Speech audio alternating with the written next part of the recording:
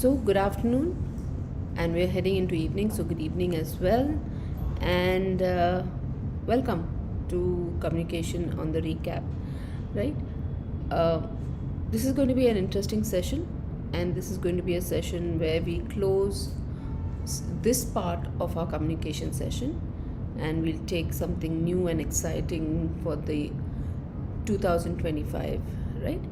Um, I hope that some of the things that you all have understood here, you all are actually using it and watering it down to your colleagues and your friends so that it helps them as well. So, today we're going to be talking about communication, and this is what we had talked about earlier, right? Reading behavior and language, body language can greatly enhance your understanding of interpersonal communication, right? So your interpersonal communication will get enhanced when you understand body language. What is body language? Is basically everything else that you are communicating with except your voice. Okay, each part of your body actually communicates. All right, so we have already broken down that to quite a degree in our first recap, and we'll go into that now again, right? So when we are talking about body language, we're talking about facial expression, posture, gestures, proximity, tone and voice, context, consistency, practice and observation. So we'll go into them quickly. When we first one we're talking about is facial expression, right? So what is basically facial expression is this much, right? So what is the positive one of doing it? Keeping eye contact. It will enact confidence and interest. A genuine smile. When I'm saying smile, this is not a smiler. It doesn't reach your eyes. The smile has to reach your eyes for it to be genuine. So a genuine smile becomes very, very important, right? So smile with a lot of warmth, lot of acceptance, okay? So typically involving the whole face and can indicate warmth and openness. Avoid eye contact may suggest discomfort and dishonesty. It will be something that you know very easily. You keep saying, why they're not meeting my eye, why they're not looking at me when talking to me, because there's some discomfort or dishonesty there. All right, you already know this, but it's good to put a word to it, right? A sully face. Sully means not interested, sad, or disgruntled face will show a lack of confidence and dishonesty. So I've given you some pictures here of different facial expression. It's fun, it's interesting. So I'll just get the laser pointer here. So this face is what you're supposed to keep when you're having interaction with doctors. The first one. This one, when you're having a little laugh. This is when you're a little upset. This is, tell me, what would this face be? I don't really think so kind of face. This face is when you're a little disappointed, and this is when you are surprised. Right? Let's go into the next one. Okay, posture. Now, we don't really think about it too much because we grow up with a posture and we stick to it throughout our whole lives. But changing your posture, if it is not the right one, is really important. I can't even stress how important it is. Okay, so when we're talking about posture, a good posture is when your shoulders are aligned to your hips and your hands are relaxed on the side, right? It is not moving forward or moving back. Now, sometimes you tend to put your head forward and walk and your back is flat, but you generate a little bit of a curve. Your tummy becomes concave and you generate a curve, you hunch and walk that way, right? On the second hand, another poor posture is when your head is forward, shoulders are rounded, but you bring your tummy out, okay, and you sway back. So that kind of posture also doesn't come across as confident or someone that will be very positive about anything. So that kind of puts people on the back leg. They kind of move away from you on that time. So the good posture is balancing everything. Your shoulder and your hips are on the same alignment, and your back is upright, right? I'm not saying you have to be stiff like that and walk. No, just relax your shoulders. You don't have to bring it up. Relax your shoulders, but keep your back straight, and don't be like that, like, be keep your shoulders open, hands open, shoulders open. I know I can't stand and show you all this, but yeah, all right. So leaning towards someone to show interest while leaning away can signal disinterest and discomfort. So I've given you a picture here. Here it's Prince Harry and of course we know President Obama, right? So now they are both having a conversation with each other, but they are actually sitting in a photo op, what we call taking a photograph for the magazines and newspapers. But you can see their body posture here. Okay, Prince Harry is Prince William. I'm sorry, my mistake. Prince William has got his elbow on the armchair and he's leaning towards President Obama, and President Obama himself, though very comfortably he's sitting, you can see his whole body, his shoulders and everything is tilting towards the Prince William, right? So they are showing very comfortable posture with each other. They are very comfortable with each other. They are leaning towards each other, so they are interested in each other's conversation and they are happy to be with each other. So leaning means, I'm not saying go stand like this in front of the doctor, please. No. Okay, lean a little forward. Let the doctor know you're interested in what they are saying. You bend a slightly forward, as you can see in the picture here, right? Avoid standing and leaning back. This especially happens when you are doing joint field work. Okay, ABM, ZBM is with you, so you will the BOs will tend to go, or the juniors will tend to go a little back and let the ABMs and ZBMs move forward. It's fine, let them move forward. But even if you're standing back, don't lean back, lean forward. Okay, shifting weight from one foot to another shows nervousness. Standing with feet apart, shoulders crossed, like you are standing like that shows defensiveness. Okay, so both of them is avoidable. Let's go into the next one topic. We talked about gestures. Gestures are your hand movements. However you're using your hands is called gesturing. Okay, this is gesturing. I'm pointing to you right now. That is gesturing. Okay, but you're not going to take offense because I'm smiling at the background, right? So that is something that you will never do. Whenever you want to gesture to something, whenever you want to point to something, you will open hand. Your hand will be open. Even if you're using your visual aid and you're pointing towards it and you've forgotten your pen and pencil like I've been telling you to, you will hand gesture. Open hand gesture. Hand is facing you, not the other side, not down, facing you. Okay? So hand gesture like that. You will not use fingers. Remember, it's a very old saying, one is pointing out, three are pointing in, right? So no finger gestures, hand gestures. Frequent hand gestures can indicate enthusiasm, while still hands may suggest calmness. Sometimes if the doctor is agitated and he's saying something that has his experience or something like that, and you have to bring him to calm down, best thing is to maintain a relaxed hand gesture like that. Relax your body, go a little behind, give him the space to talk, and let him bring it out. And when he's finished talking, then start talking. Do not interrupt, right? Tapping or drumming of fingers is nervousness. Okay, doctor's on the phone, suddenly some patient has come or some nurse has come and he's talking to them and you're like, taka taka taka taka taka taka taka. No.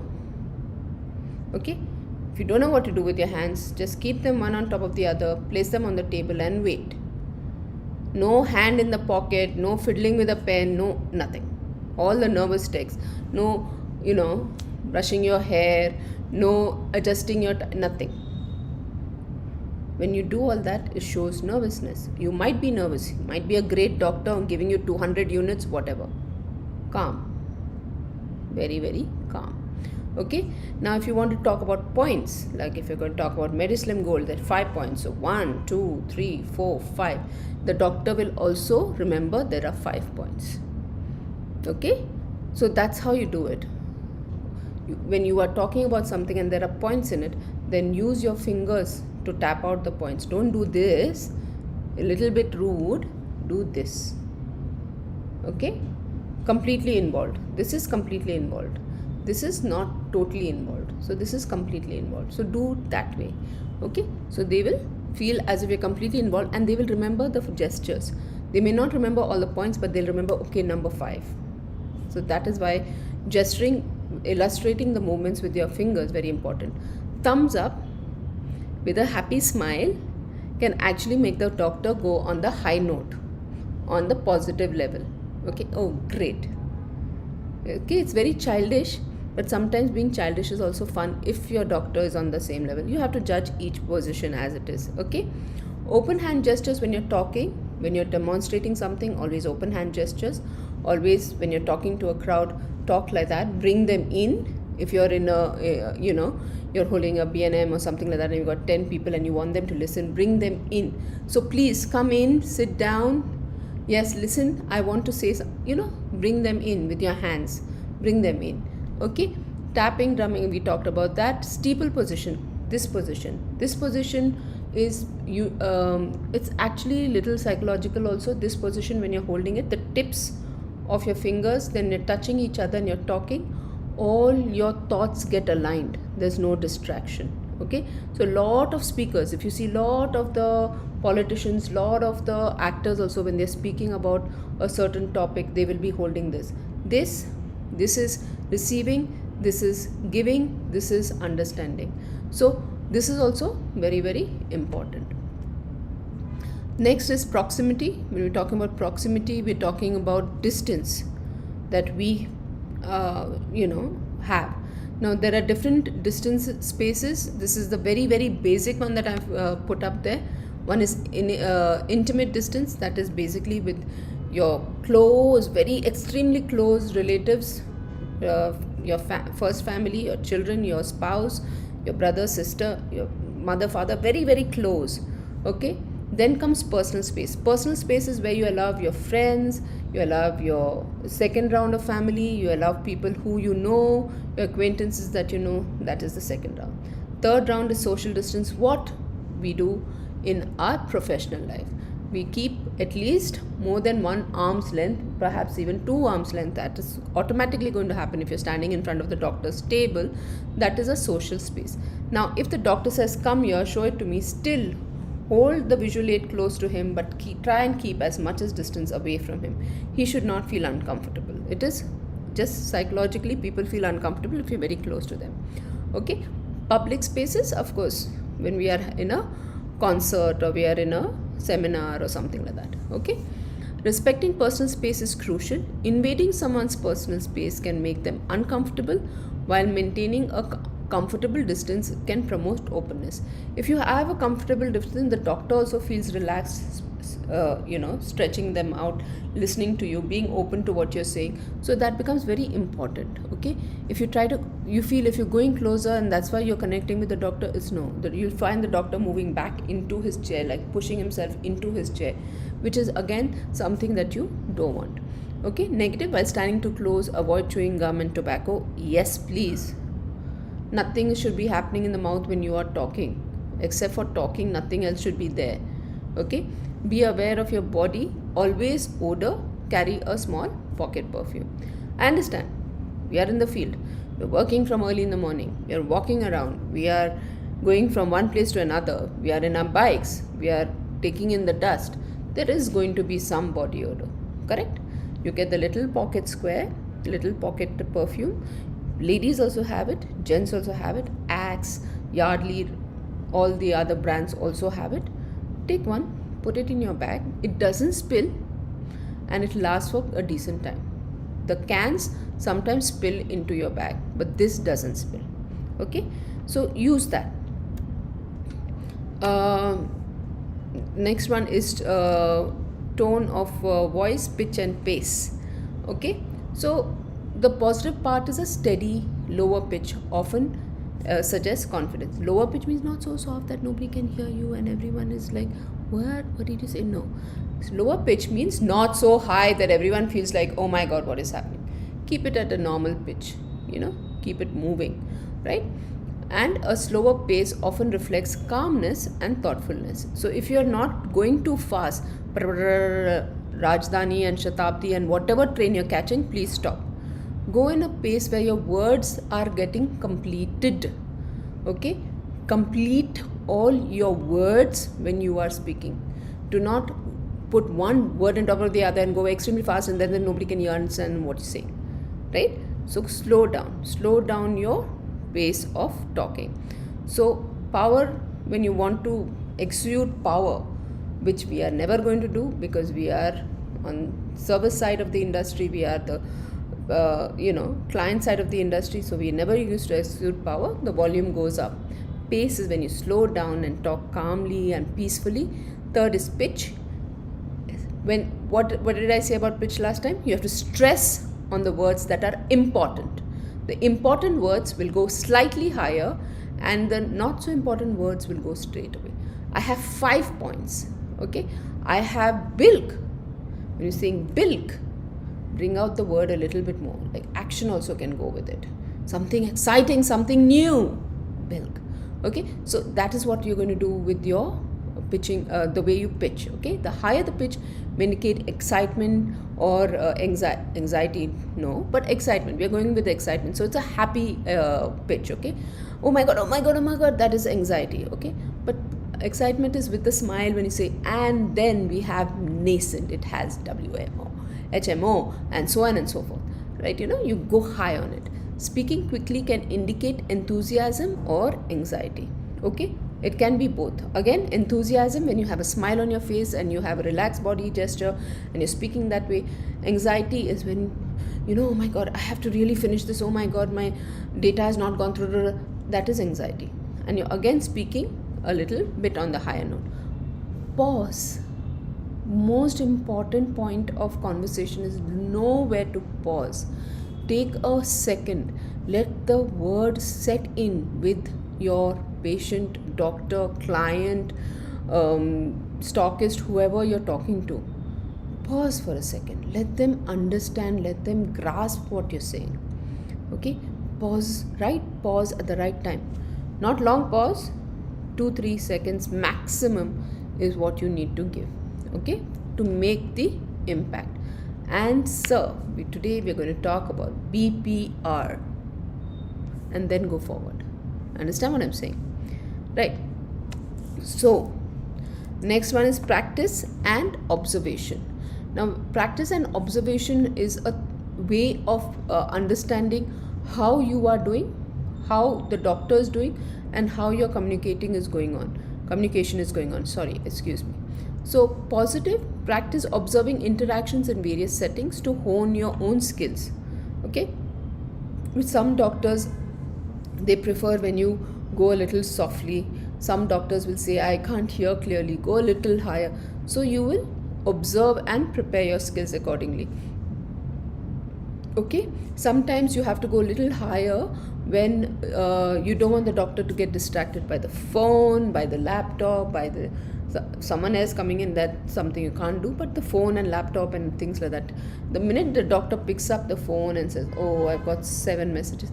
No. You are there for 2 minutes, sometimes 1 minute, sometimes 30 seconds. Command the whole time that you are there with the doctor. You're going to meet him after 1 week, 2 weeks, or sometimes even after 1 month. Okay, depending on your doctor list. So please command it at that time, completely command it. Okay. Negative is if someone says they're happy but their body language suggests otherwise, then you're masking their true feelings. So that is an observation that you have to do. Yeah, it's all good. No, I'm happy. Don't worry. Yeah, I'm very happy with your boy. He comes very often. Yes, I have met him. But the hand is going like this. It's very low energy. He's moved back completely. He's saying happy, but it is meaning the opposite. He comes not very good. Okay, he comes, he says, he goes, I'm fine with it. But he says, no, your guy comes. He told me about this new thing that you all are doing with BPR and this and that. When they recall what the BO is saying or the ABM has gone and said, then you know that it is a happy one, when they are happy, actually happy. So the key points of customer observation is you observe.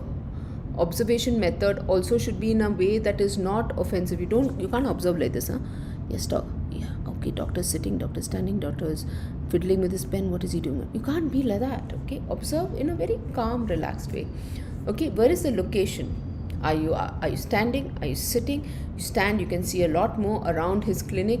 If you're sitting, you can see only him. So whichever your position is, your location is important. Data collection and process. Now, this is something that I've not yet found when I go in the field. Please write a diary. Please write a diary about the likes and dislikes of the doctor. When you go after 14 days, you will not remember everything. After the call, please write. Doctor has asked for this, doctor suggested this, doctor says why this, why that. So you have your answers when you go back next time. Please, you're going to detail really well if you start writing your diary. Okay, analyze the process with your ABM, with your ZBM. Doctor said so and so, he cannot give us for another year because he is connected with another brand. So what do? Analyze the process.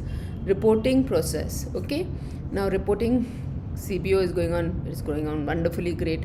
Please do your reporting on time. Please do not ask anyone to open your TCR. Report on time, be on time, and manage your work.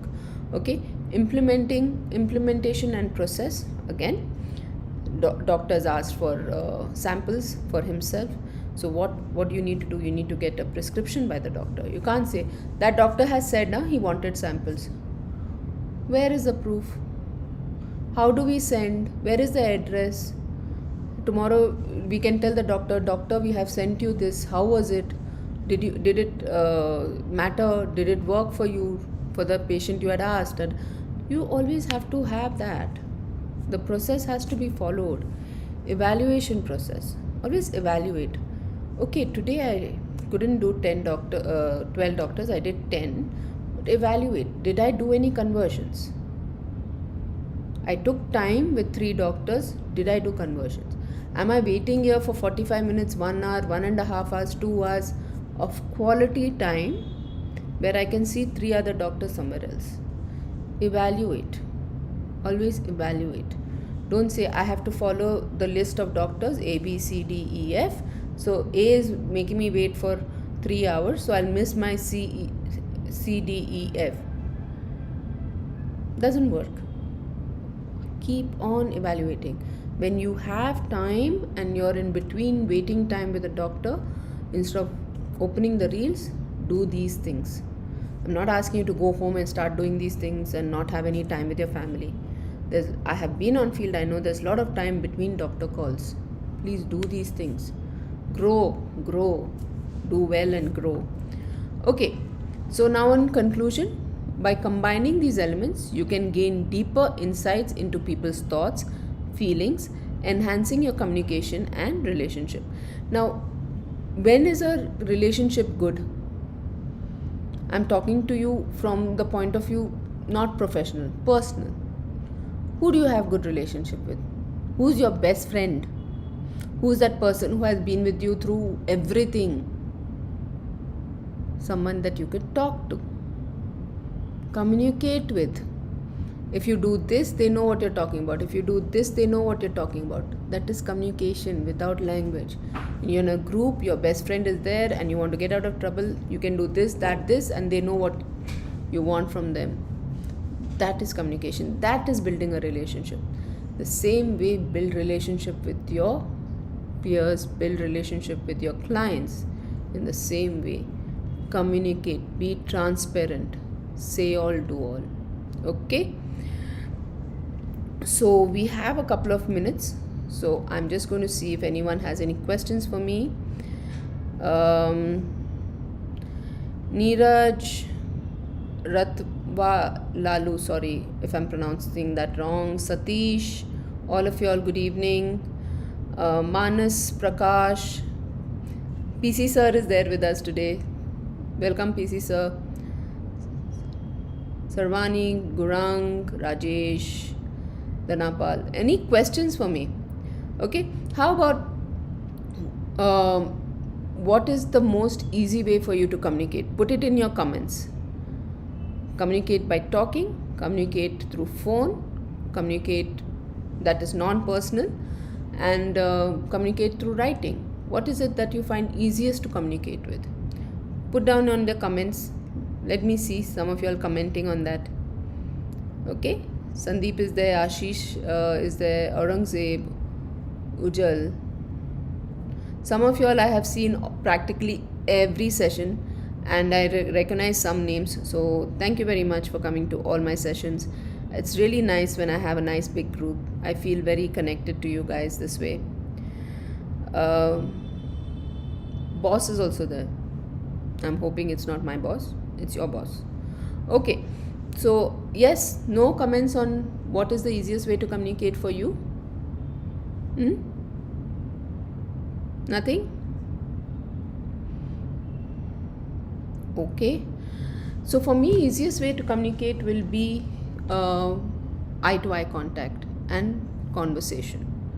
I'm very bad on the phone. If somebody calls me up, I talk the important points, 2-3 minutes more, and then I'm like, okay, I'll talk to you later. Bye. I can't have long conversations on the phone. Same thing about text.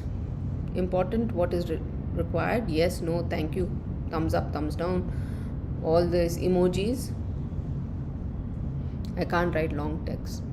Not good at it. Okay, it is not a very good thing, but it is there. These things I'm not very good at, and I don't try to enhance it also. Come on, you tell me, what is the easiest way for you to communicate? Saikat Gupta is also there today. Hello, Manjunath. Hello.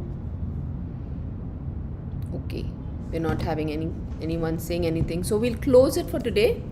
And I thank you again for coming, and I will see you after 2 or 3 weeks in January. Take care. Bye bye. Have a nice day.